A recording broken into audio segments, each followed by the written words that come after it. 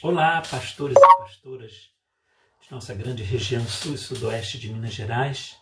Nesta manhã, quando estive em oração e lendo as Escrituras, eu resolvi escrever um assunto e vou compartilhar com vocês em forma de vídeo.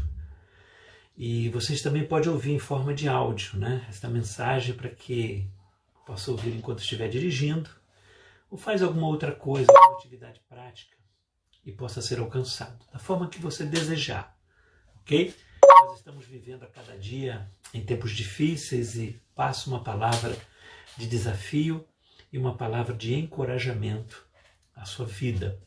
Eu gostaria que você reservasse tempo para ver e ouvir, ok? O tema é sobre onde estiver, seja qual for a circunstância, você pode frutificar, ok? Onde estiver, seja qual for as circunstâncias, você pode frutificar. Está baseado no texto de Filipenses, capítulo 1, versículos de 12 a 16, que passo a recitar para vocês o texto. Começa assim: Quero ainda, irmãos, certificar-vos de que as coisas que me aconteceram têm antes contribuído para o progresso do Evangelho, de maneira que as minhas cadeias em Cristo se tornaram conhecidas de todos, ou de toda a guarda pretoriana e de todos os demais. A maioria dos irmãos, estimulados no Senhor por minhas algemas, ousam falar com mais desassombro a palavra de Deus. Alguns efetivamente proclamam a Cristo por inveja e porfia, outros, porém, o fazem de boa vontade. Estes por amor, sabendo que estou incumbido da defesa do Evangelho. Meus irmãos e irmãs, Paulo foi um homem que jamais deixou de produzir fruto na sua vida. Por onde ele passava, por onde ele ia, ele produzia fruto. É um homem diferenciado. A vida dele, a sua vida, é uma demonstração contundente de que não havia terreno árido ou estéril demais que ele não poderia, que não possa produzir fruto. Não existe local onde o Evangelho não possa penetrar, brotar, oferecer ou florescer, através da vida de Paulo. Paulo é uma pedra no sapato dos pessimistas, isso é uma verdade, ok? Eu vou tentar listar aqui algumas coisas de que Paulo fez, para que você tenha como exemplo. Agora me vem à memória a história dos sapos que caíram no balde de leite, Lutou, um deles, até o fim, e lutou, se debateu até o leite virar uma pasta, e o outro morreu, porque não quis mudar as circunstâncias. Deixa eu falar uma coisa: pode haver lugar onde há melhor receptividade do Evangelho, mas não estéril, que não frutifique. Como eu falei, eu vou dar aqui alguns exemplos da vida de Paulo, para que você possa entender como esse homem tem sido para nós um incentivador. Primeiro, lá na igreja da Galácia, surgiu por conta de uma enfermidade física do apóstolo, essa igreja da Galácia. Gálatas capítulo 3, capítulo 4, versículo 13 e 14, nos diz que ele foi forçado para ir lá por causa de uma enfermidade, diz o texto. Como alguém que vai em um hospital e uma igreja nasce ali. Okay? É forçado a parar num lugar por causa de uma contingência, de uma circunstância, de uma enfermidade, e em razão disso pessoas encontram com o Senhor e nasce ali uma comunidade. Temos uma outra história na cidade de Filipos, onde ele transformou a praia na sua cátedra e a prisão ele transformou num ponto de pregação, de modo que a igreja nasceu naquele lugar. Talvez vocês se lembrem, lá em Atenas, quando esperava Timóteo e a Silas, e por uma paixão irreprimível começou a pregar nas praças, nos templos, e a confrontar os atenienses, que chegou a se impressionar com a sabedoria dele. Ele impressionou os filósofos e os intelectuais daquela época. Andando pela cidade, ele observava entre os muitos altares que por ali estava proliferado, notou que havia um que era dedicado ao Deus desconhecido. E ele, comovido pelo ardor missionário, pela responsabilidade de fazer o reino de Deus, fazer esse reino de Deus expandir, tomado pelo Espírito Santo, usou de uma criatividade incrível e usou este altar para mostrar que ele servia um Deus que os atenienses não conheciam. E este era o verdadeiro Deus, o Deus que criou o céu e a terra e que enviou Jesus Cristo para pagar pelos nossos pecados. Mais tarde, depois ele é preso lá em Jerusalém, é levado para Cesareia, lá fica por 2 anos, mas nem isso foi suficiente para calar este homem que sabia que não podia perder as oportunidades. Ele pregou a Félix, a Lísia, ao comandante da fortaleza, a Festo e ao rei Agripa. Ali ele faz o trabalho do Senhor com um coração super apaixonado no envolvimento como cristão naquela igreja. De lá é removido para Roma. Ele é levado para Roma, colocaram ele num navio que durante a viagem é tomado por uma tempestade muito forte, o rimombar dos trovões, o cortar dos relâmpagos, a ameaça de vida, o risco de morte, faz com que todas as pessoas fossem tomadas de pavor. E Paulo aproveitou esta oportunidade e se oferece como o centro de estabilidade daquele navio. Lá ele leva Cristo, o comandante, e todos os seus companheiros de prisão. O navio vai dar numa ilha, e lá os bárbaros recebem a tripulação. Nesta ilha chamada Malta, Paulo vê que Deus estava com ele.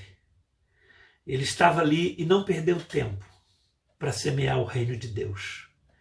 Uma cobra mordeu-lhe o dedo, ele sacode no fogo. Isso foi o suficiente para que ele pregasse o evangelho naquele ambiente, para aquele povo ali. O pai de Públio está doente, está ardendo em febre. Paulo ora e, em nome de Jesus, ele é curado através da oração de Paulo. A ilha inteira traz os seus acometidos por enfermidades e opressões, e todos esses são curados. Essa é uma narrativa bíblica. Quero te informar que nasce ali uma das mais antigas igrejas que está sobrevivendo até hoje, lá em Malta. A questão básica é a seguinte: é sabermos por que Paulo era tão frutífero. Por quê? O porquê desse homem ser tão frutífero? Como esse homem dá-nos exemplo? Vamos descobrir algumas coisas. Tem tantas coisas que nós podemos descobrir sobre por que Paulo era um homem tão frutífero. Por que ele era um homem que fazia onde era plantado. Ele produzia, não havia terreno estéril para ele. Por que para Paulo não havia terreno árido? Por que não havia terreno estéril? Em primeiro lugar, porque ele sabia que estava vivo neste mundo para frutificar onde é que Deus o colocasse, o enviasse. Ele entendia que ele precisava mudar a situação. Ele não estava aqui, fazendo testes profissionais, comportamentais, e nem estava à procura de espaços adequados para melhorar a sua personalidade, para a expansão de sua personalidade. Ele tinha consciência que o tesouro juntado aqui na terra, as traças corroem e a ferrugem come. Não tinha preocupação em ajuntar dinheiro para trocar o sofá, para a geladeira, nem porque as cortinas caíram de moda. De jeito nenhum. Paulo não estava aqui pensando nisso, em trocar o seu veículo. Ele sabia que Deus o pusera neste mundo e o que o chamara especificamente para ser um propagador da fé. Essa é a consciência que Paulo tinha. Não havia mais nada importante do que isso na mente do apóstolo São Paulo. Ele era tomado por uma paixão incontrolável. Este homem é um exemplo para a gente, é um incentivador. Ele queria ver o reino de Deus se expandir por todos os cantos. Ele queria que esse evangelho fosse propagado. E no que dependesse dele, tudo iria muito bem. Não havia tempo ruim para ele. Não tinha tempo para pensar em outra coisa. Nem mesmo ele se importava com a vida dele. Paulo, ele se importava com o reino, não com a vida dele. Ele sabia que ele tinha uma eternidade toda para desfrutar daquilo que plantara ou que plantaria durante a sua vida. Não havia desafio que o motivasse mais, de jeito nenhum. Qual era, então, o seu código de importância? Anunciar o Evangelho. Era a prioridade dele, anunciar o Evangelho. Ele sabia que estava no mundo para uma finalidade básica, única e exclusivamente: promover a fé, expandir a fé. Esse é um exemplo de Paulo. A pergunta é, para mim e para você hoje, por que você está vivo? Por que estamos vivos? Alguns têm motivos tão fúteis que nem vale a pena viver, né? Alguns de nós, lamentavelmente. Transformar a vida numa rotina sem significado. A maioria de nós somos apenas, eu vou dizer, crentes teóricos, mas de fato nós somos ateus práticos, lamentavelmente. A nossa existência muitas vezes é casual, vai sendo levado pelo fluxo da história, empurrando a vida com a barriga. Vida leva eu, né? Como diz o poeta. Somos, às vezes, marionetes da história. Podemos, às vezes, não ter consciência de que Deus nos pôs neste mundo para que manobremos a história na força do Espírito Santo e na direção da vontade de Deus. Esse é um dos motivos, né, que o apóstolo São Paulo é para nós uma bênção. O projeto de Deus é a conquista das mentes humanas por Jesus Cristo. Devemos pensar nisso, né?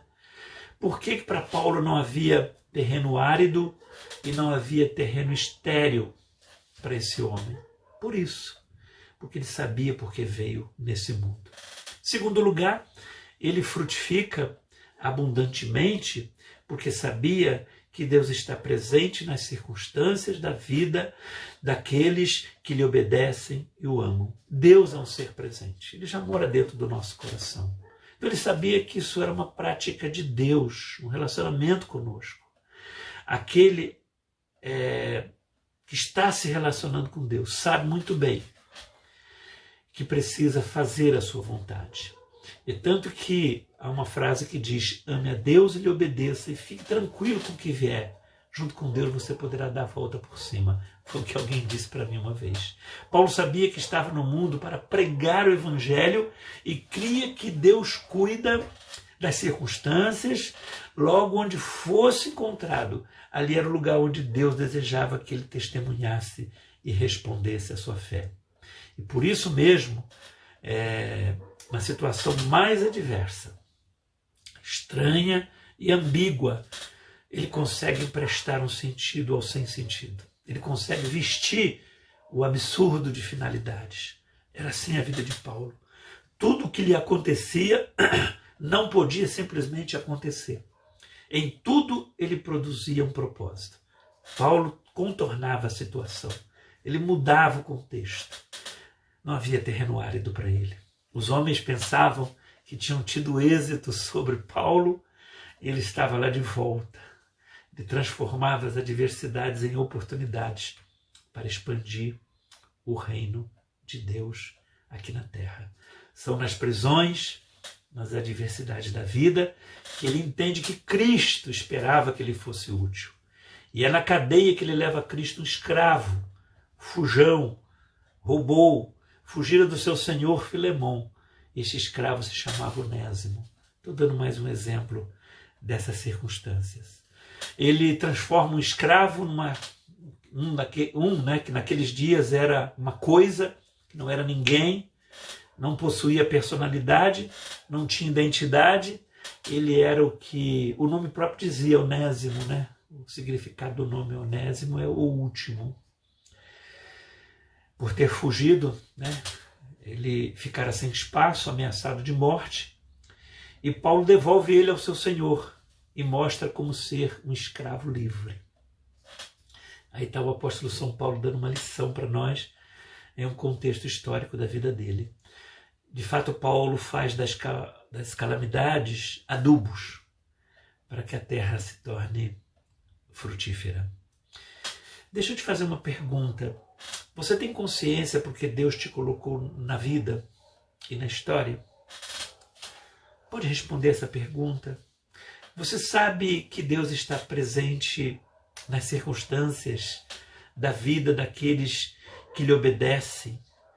Então, onde quer que você esteja fazendo, tire proveito disso, viu?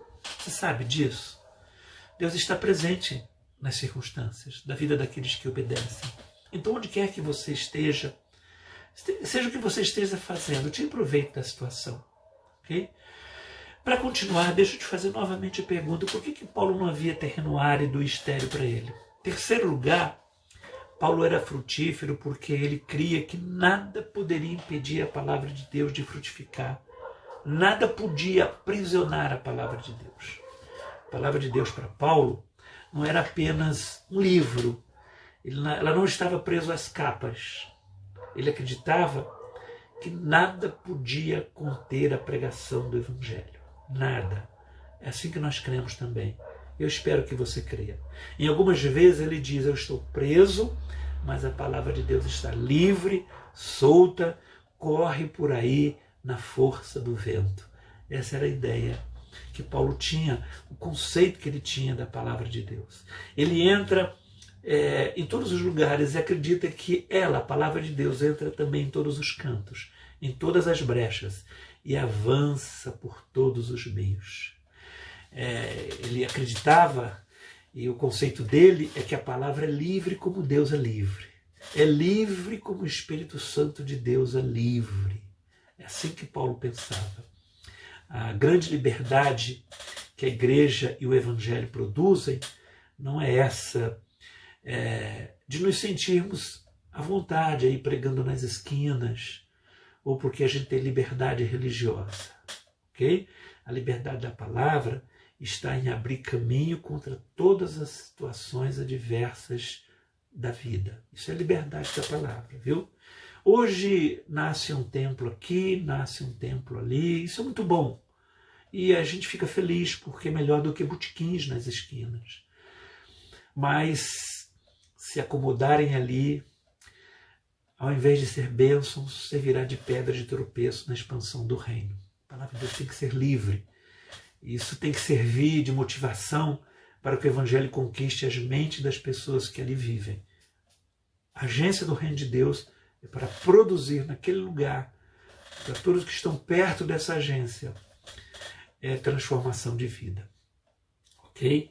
Cada um de nós temos que saber por que estamos aqui e ser instrumento nas mãos do Senhor para que a bênção chegue àquele lugar ou este lugar onde você está inserido. Queria recapitular essa reflexão agora pela manhã com você para nós encerrarmos.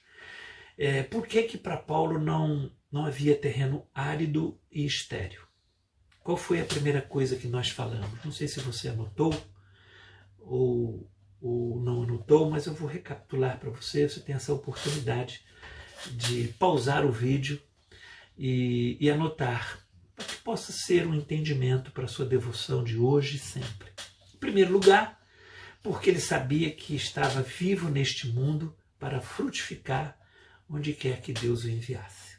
Esse era o primeiro motivo. O segundo motivo, ele frutifica abundantemente porque sabia que Deus está presente nas circunstâncias da vida daqueles que lhe obedecem e o amam. Esse é o segundo motivo. O terceiro motivo, em terceiro lugar, ele era frutífero porque ele cria que nada poderia impedir a palavra de Deus de frutificar e nada poderia aprisioná-la. Portanto, eu vou te dizer uma coisa: frutifique. Saiba que não está só nas circunstâncias e que a palavra de Deus não está aprisionada, ok? Eu quero pedir que Deus o abençoe rica e abundantemente. Que esta mensagem, essa palavra seja para você uma bênção hoje pela manhã, porque é pela manhã que estou refletindo. Hoje é domingo, dia 25 de abril de 2021. Deus abençoe sua vida abundantemente. Fique na paz.